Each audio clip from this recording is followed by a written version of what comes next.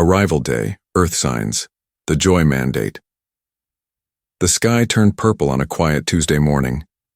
At first, people thought it was just a strange weather event, but then the world saw them, huge silver ships floating silently over major cities. London, New York, Tokyo, Delhi. The world held its breath. These weren't enemies. They didn't fire weapons. Instead, they sent a message, one single voice, soft but powerful. It said, "We come not to conquer, we come to connect." The aliens called themselves Veltranians. All of them were female, tall, beautiful, with glowing skin, silver eyes, and calm voices that made people trust them. They came from a planet called Veltrania, light years away. The world panicked at first, but the Veltranians were smart. They didn't attack. They brought gifts, new energy tech, clean water systems, medicine that cured cancer overnight. Suddenly, leaders across the world were listening. At the United Nations, leaders met in secret with the Veltron emissary, a woman named Scielra. She didn't blink. She didn't smile much. But when she spoke, the room went silent. Scielra explained why they had come. Veltrania was suffering. Their species was slowly dying. Not from war, not from hunger, but from something stranger. Our people, she said, feed on emotional energy, especially joy, male joy. Everyone looked confused. Some looked embarrassed. Joy? Really? Scielra nodded. We need a connection, a bond, a service, a mandate. The offer was simple. In exchange for advanced technology, human males would join the Joy Mandate. Each man would serve a Veltron woman. His job? Bring her daily happiness through companionship, play, creativity, humor, and affection.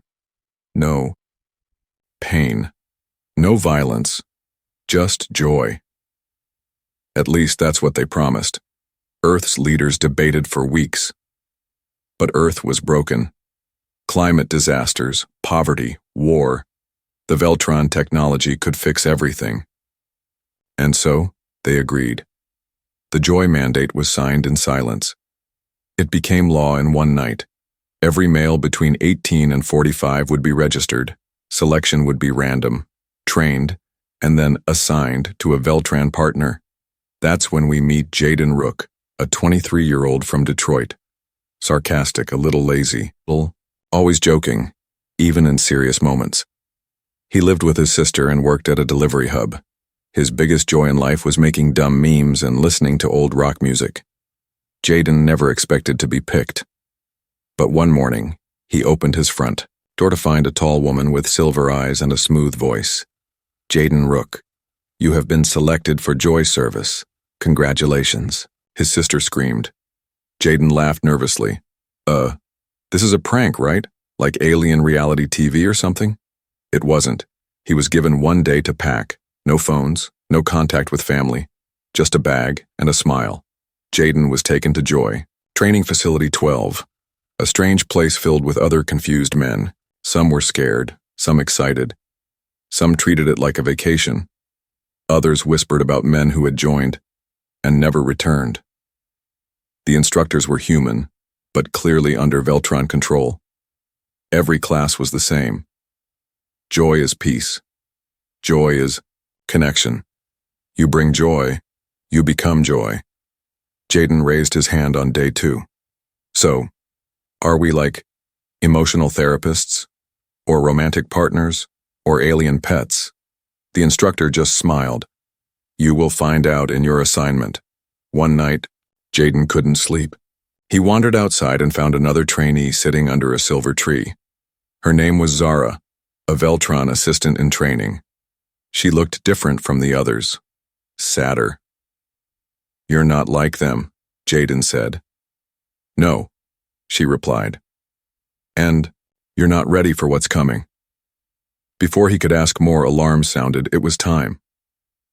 Next morning, the first group of Joy envoys was called. Jaden was one of them. He stood in line, wearing the uniform, white soft fabric with a gold symbol on the chest, a smiling sun. A ship waited for him. His name was called. Jaden Rook, Sector 7. Veltron host, Commander Layla. Commander? Jaden whispered. That doesn't sound joyful. The hatch opened. Inside was pure white light. Jaden took a deep breath, looked back once, and stepped in. Back at the UN, world leaders watched as hundreds of men were sent away. Some clapped. Some stayed silent. But one advisor leaned close to the president and asked, "Did we do the right thing?" The president didn't answer. He just looked up at the sky, where the Veltron ships still hovered, silent, watching. "Let's hope," he whispered. "They don't take more than joy." Training the Joy Envoys, Jaden Rook had always believed two things about life. Nothing good happens before breakfast. Aliens showing up and making you wear silk pajamas is probably a red flag. Now both felt very true. He sat in a large white hall, surrounded by nearly 200 other young men, each dressed the same, each with the same confused look in their eyes. The walls were glowing with soft blue light. A smell of flowers filled the air, though no one saw any plants. The place didn't look like a prison. It looked like a spa, mixed with a lab. A voice echoed through hidden speakers. "Welcome to Joy Orientation Facility, Prime. You are not prisoners. You are pioneers. You are here to bring happiness to our world, and peace to your own." Jaden leaned over to the guy next to him. They say that right before the creepy stuff starts. The guy didn't laugh. No one really did. Joy class. Begins classes were held every day. Not about science, not about math. Instead, they were taught things like how to maintain eye contact without showing fear, how to speak gently, even when angry, how to detect changes in a Veltron woman's aura, how to radiate joy energy. Jaden kept asking the same question. What exactly is joy energy? Are we talking good vibes? Or like sci-fi magic juice? But no instructor gave a straight answer. They only smiled and said, "Joy is not explained. Joy is felt." Men were divided into zones. Jaden was sent to Zone 4, known unofficially as the Deep End. The instructors there were more serious, less friendly. Jaden started noticing something strange. Once a man got reassigned from Zone 4, he never came back. The disappearances begin on day 9. A boy named Ravi, funny, loud, always cracking jokes, was taken from the dining hall by 3 Veltron escorts. Everyone assumed it was his graduation day. He never returned, same with a man named Derek. Then Luis, then Andre. One by one, they were called and vanished. No farewells. No updates, just gone. Jaden started to get nervous. His dreams became weird. He'd wake up in the night sweating, feeling like someone was whispering into his mind in a language he didn't understand. Zara returns one evening. He walked alone to the edge of the gardens. The fake sky above twinkled with programmed stars. And there she was, Zara, the Veltron assistant he had met back at the earlier camp. She wasn't supposed to be here, but she was. Jaden approached her. "I knew you were too weird to be gone forever." Zara smiled slightly, but her face was tired. "You shouldn't be here tonight." "Why not?" "They're starting the energy trials," she whispered. Jaden frowned. "Energy trials? Sounds like something with wires and screaming." "It's not loud," she said. "That's the scary part." She told him something she wasn't supposed to tell anyone. The Joy Mandate wasn't about peace. It was about feeding. Veltron females couldn't reproduce without charging from emotional energy. And human male joy, it turns out, was the strongest source they had ever found. Real, deep joy, laughter, love, surprise, wonder was like fuel to their bodies. "So, we're emotional batteries?" Zara hesitated. "You're more than that, but not to them." Jaden swallowed. "What happens when we run out?" She didn't answer. The hidden room later that night, Jaden and his roommate, a quiet techie named Omar, snuck into a restricted wing. Omar had stolen a badge from a sleeping instructor. Jaden didn't ask how. The hallway was cold, no glowing lights, just silence and metal walls. At the end of the hall was a room, Inside, they saw something neither of them could believe. Dozens of human men, floating in tanks, wires connected to their heads, eyes open, mouths smiling but unmoving, glowing. Blue streams flowed from their chests into large humming machines. Jaden froze. They said we were partners. Omar backed away. We're batteries, Jaden. We're joy mines. Suddenly, alarms screamed.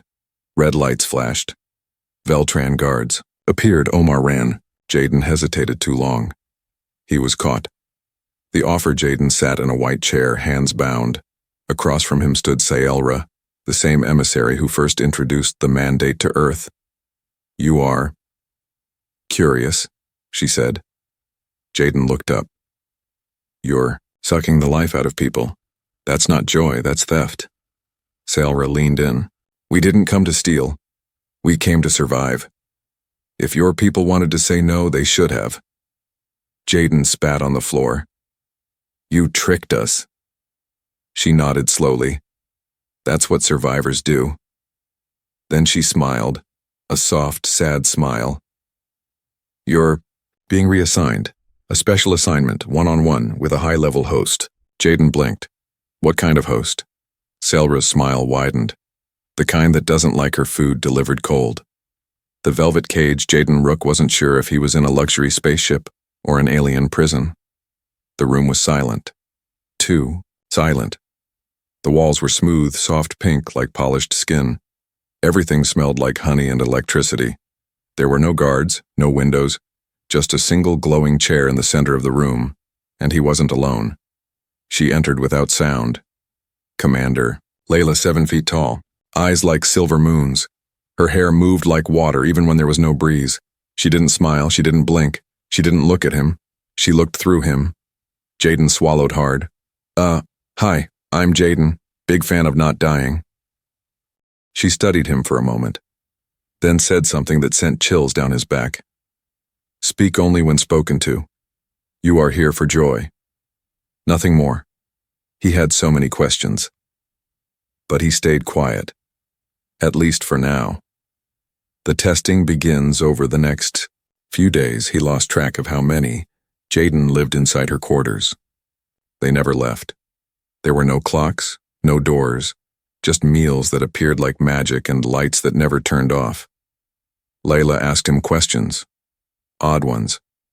What makes you laugh? Have you ever loved anyone who didn't love you back? Do you remember how it felt to be held as a child? Each time he answered, she touched a small crystal on her wrist and it glowed brighter. Jaden realized something. His emotions weren't just being studied. They were being collected.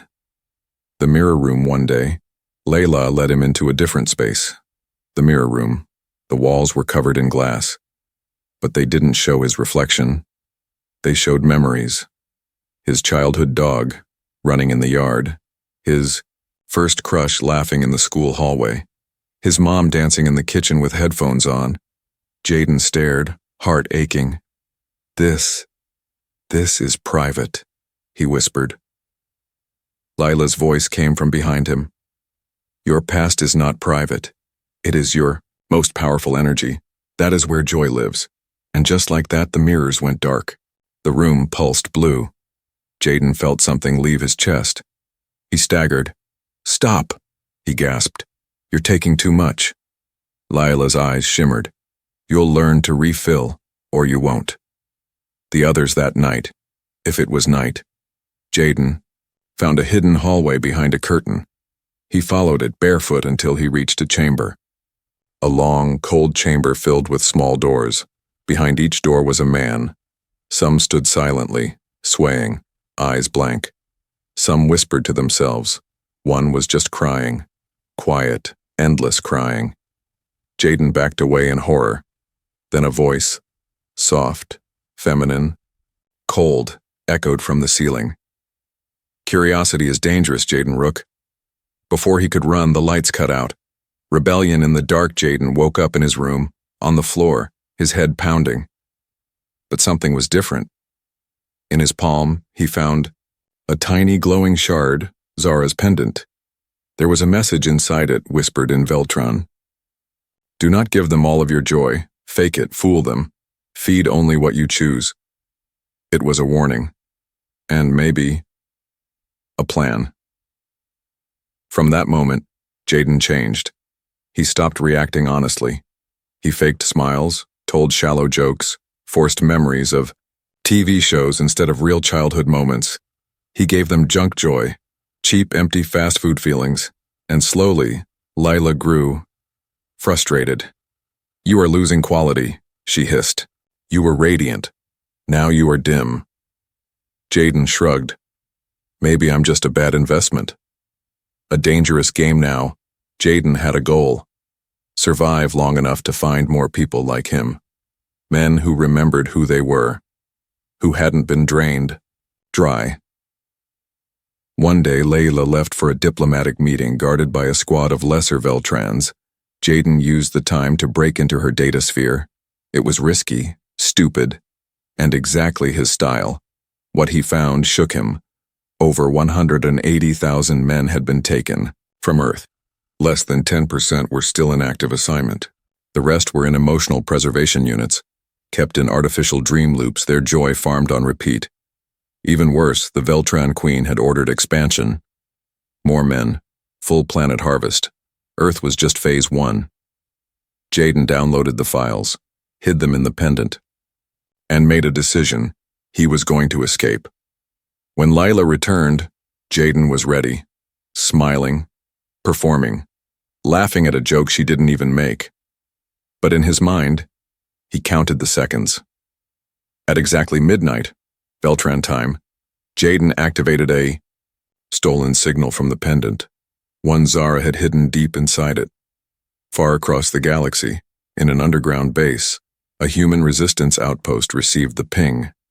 They hadn't heard from Earth in weeks. The screen lit up. Message received. Subject: 8821, Jaden Rook. Status: awake. The resistance leader, an old general with a steel arm, smiled. "He's alive," he said, "and he's fighting."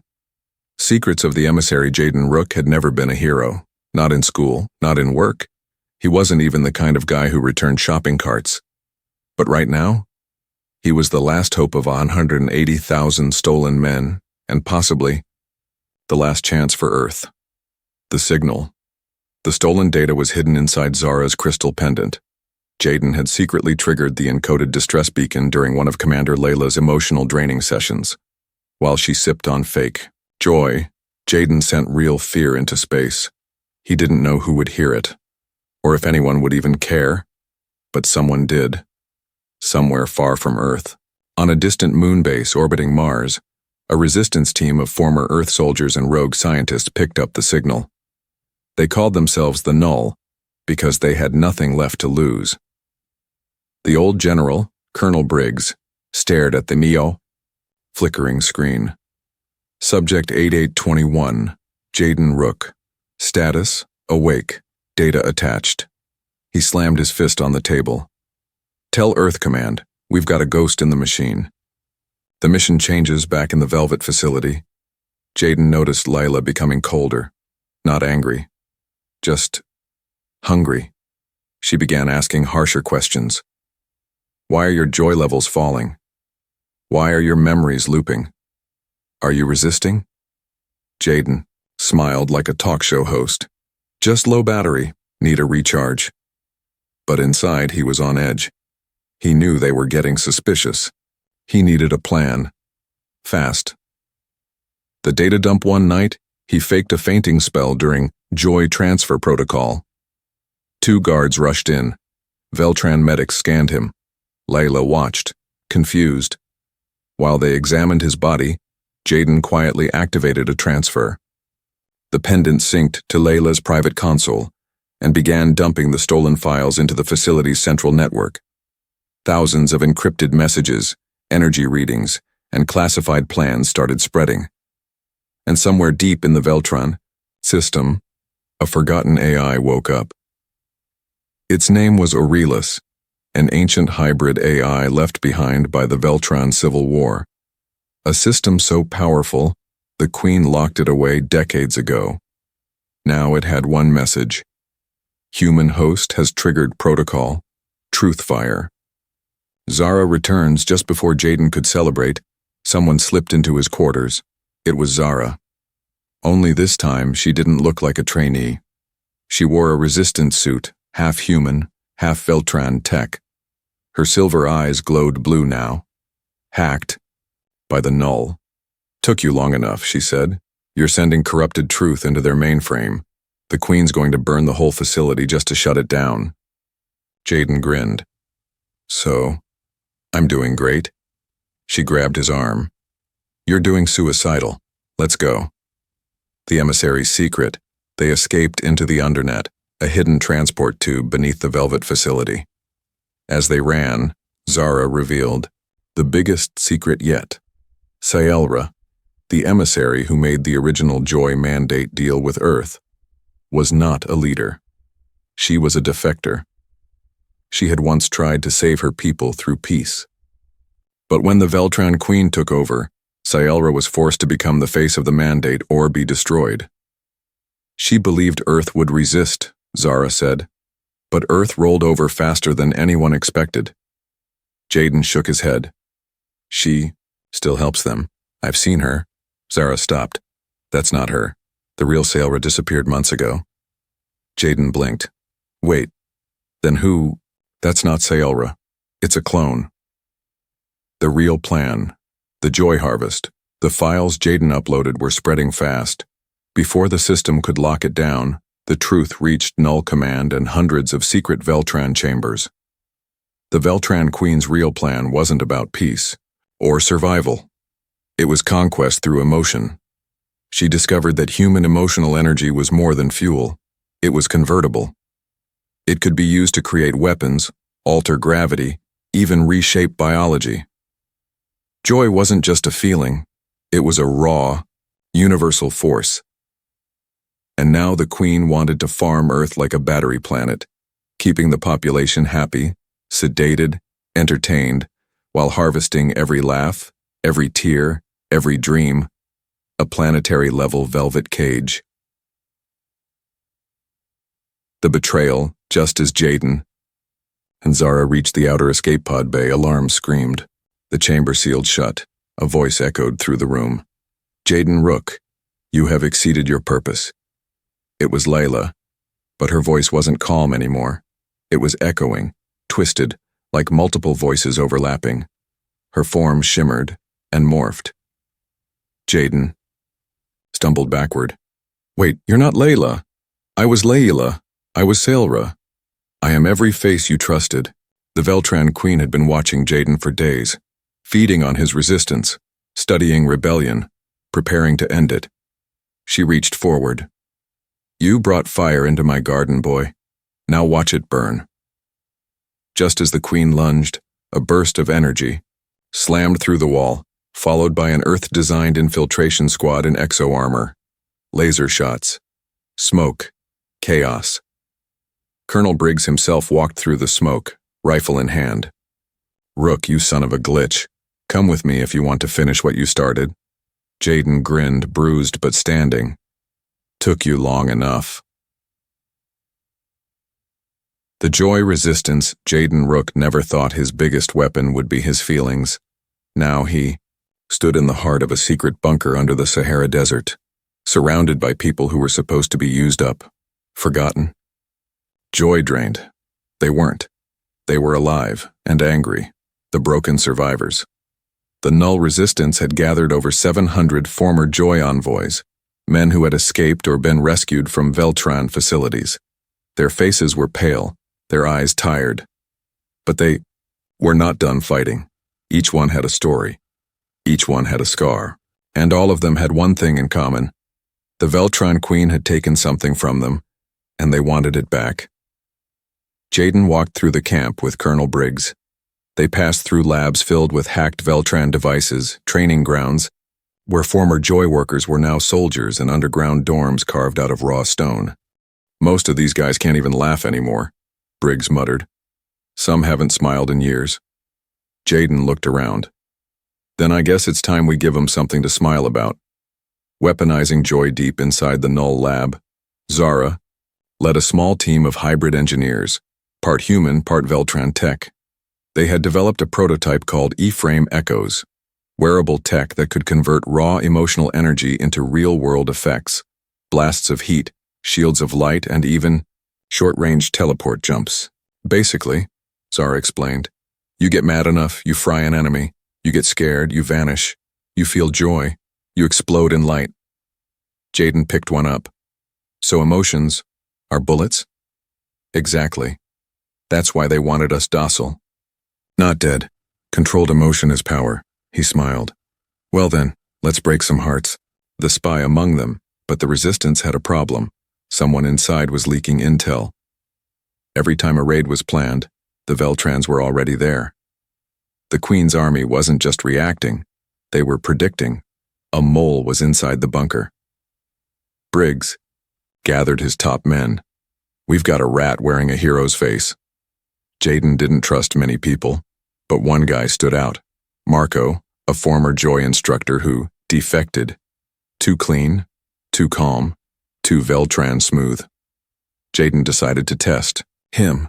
That night, Jaden staged a fake mission. Only Marco knew the details.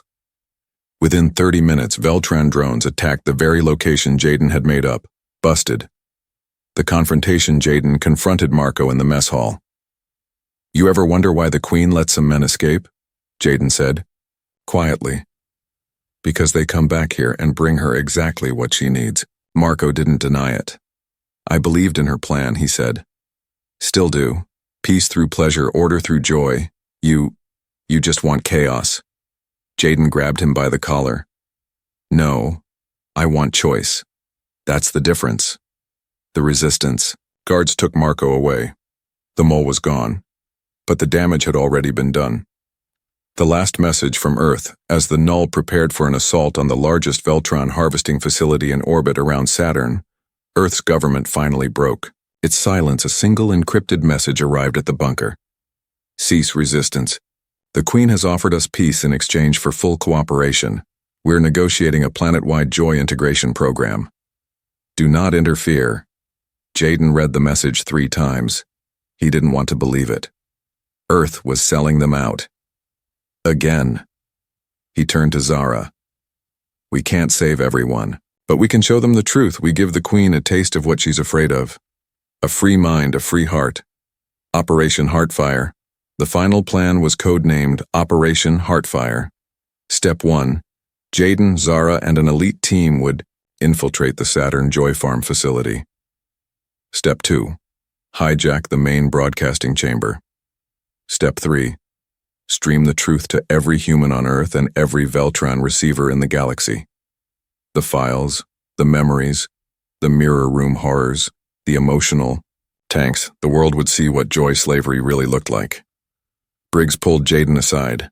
If you get caught, there won't be a rescue team. We'll already be dust. Jaden smiled. If I get caught, tell Earth they finally got something worth watching. Burn the velvet cage. The infiltration began. Jaden, now wearing the full Niar E-Frame Echo suit, walked calmly into the Saturn facility dressed as a captured envoy. Zara posed as a guard. They passed checkpoint after checkpoint, every emotion hidden under blank stares. But once inside the core chamber, Jaden's heart began to race. He could feel it. The cage. It pulsed with blue light. A massive spherical room filled with floating joy energy, stolen from thousands of minds. The Queen's voice echoed overhead. You come to destroy what gives your kind purpose? Jaden stood in front of the main control panel. Zara uploaded the broadcast virus. And then, he smiled. Real joy. From memory. From freedom. From rage. The E-frame exploded in golden light. No, Jaden said. We came to wake them up. Escape from euphoria. Jaden Rook had always been a man who ran from responsibility. But now, he was running toward fire, the broadcast that shook the stars. The hacked stream went live. Every city on Earth, every Veltran-controlled station, every dome, bunker, tablet, and visual implant across the galaxy flickered and played one thing. Images of the velvet chambers, videos of men crying in joy loops drained dry. Real-time data showing how much happiness each human was worth per hour. One whisper, over and over again. Joy is not freedom. Joy is fuel. Earth's population froze. The lie had shattered. The Queen's perfect illusion had cracked, and she was furious. The Queen's wrath from her throne aboard the Euphora Prime Station, the Veltran Queen activated Protocol Zero, a system-wide lockdown, all gates sealed, all escape pods frozen. Every joy drainer reprogrammed to extract at maximum emotional output. Across the station, men collapsed as their memories were forcefully replayed in loops, laughter, love, childhood, drained in seconds.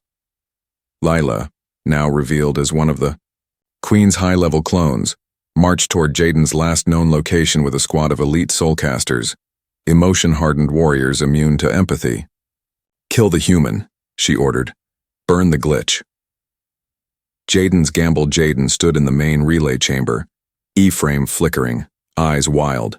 His body shook from overcharge. Too much emotion, too fast. Zara pulled him out just before the walls collapsed. "You did it," she gasped. "You showed them." Jaden coughed. "Then why does it still feel like we're screwed?" They sprinted through a burning corridor, dodging collapsing beams and broken joy pods. All around them, Veltran tech spasmed, confused by the emotional virus Jaden had injected. Zara pointed. "We need to reach Euphora Core Deck 9. There's an old smuggler's launch port." Jaden stared at her. "Wait, you're telling me you've had a secret back door this whole time?" She smirked. "You never asked?" The revelation, as they reached Deck 9, Jaden stumbled. A hologram flickered from a cracked console, an old recording. It was the real Saelra, the original emissary, long thought dead. She spoke with tears in her eyes. "If you are hearing this, the Queen has activated full harvest. We tried peace. It became poison. I am sorry. Joy without freedom is slavery and silk." Jaden stared. She knew. She tried to stop this. Zara whispered. She gave her life to build this exit. Now we use it. The final confrontation, just meters from the smuggler's pod, a wall exploded. Lila stood in the smoke. Alone, but not weakened. Her skin cracked with burning gold lines. Her voice echoed with dozens of stolen tones. "Jaden Rook, you gave them fire. I'll return them to silence." Jaden stepped forward. "No more cages." She raised a glowing hand and fired a wave of pure emotional force.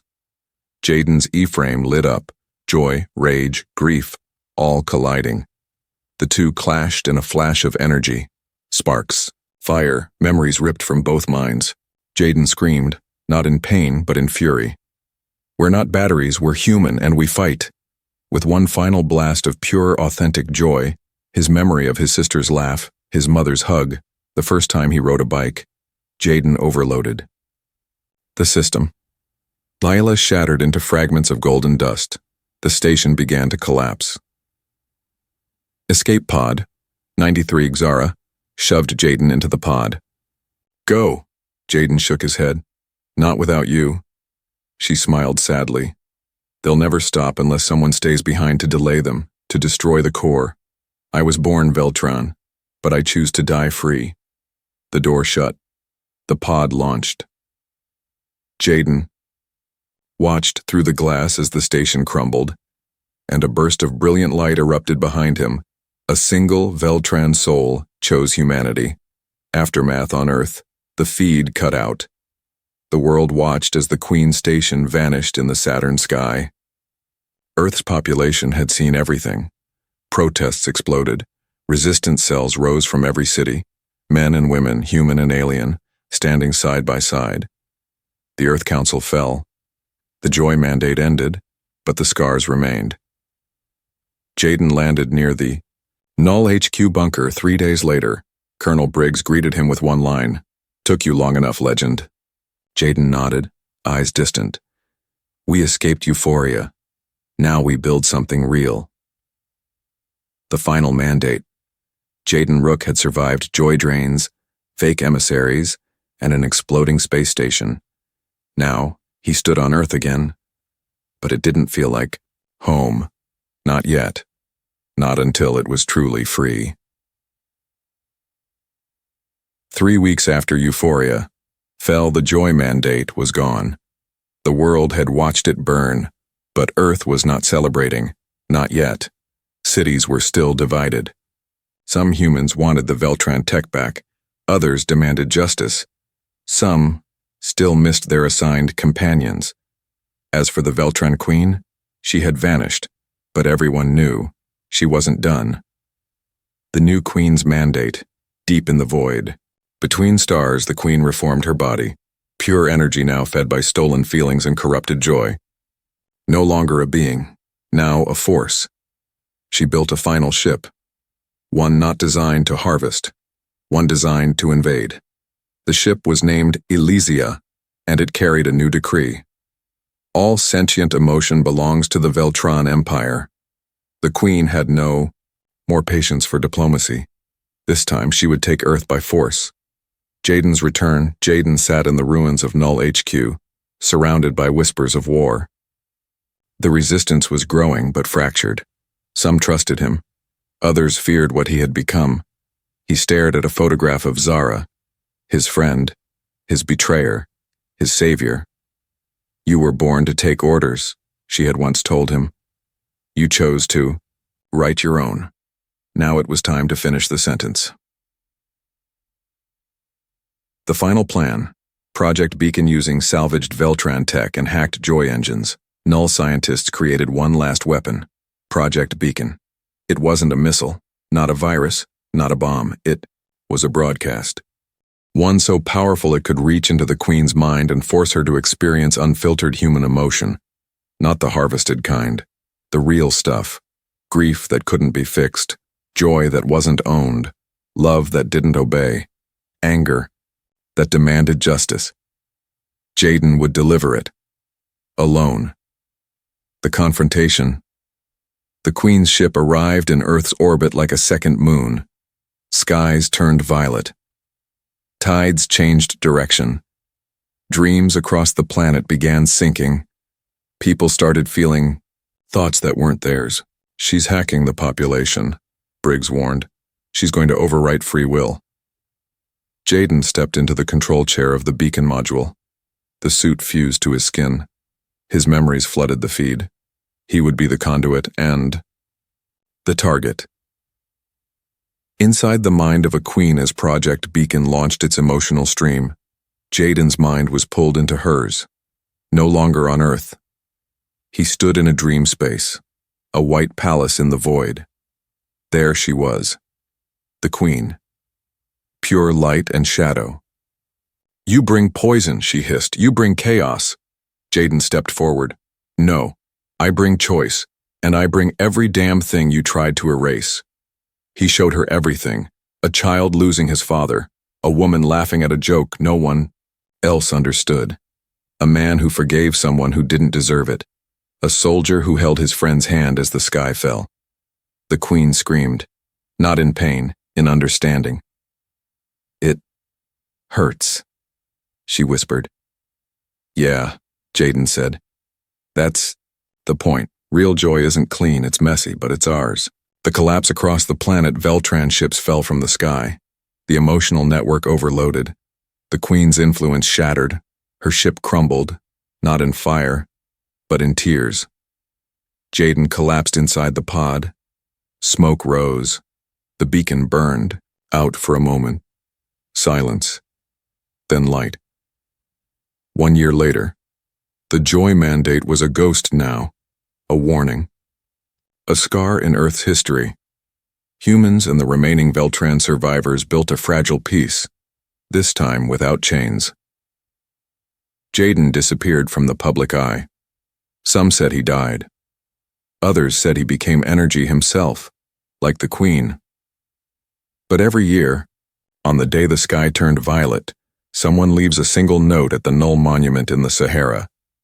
It reads, "Joy is not a rule. Joy is a rebellion." And beneath it, a signature, Jr.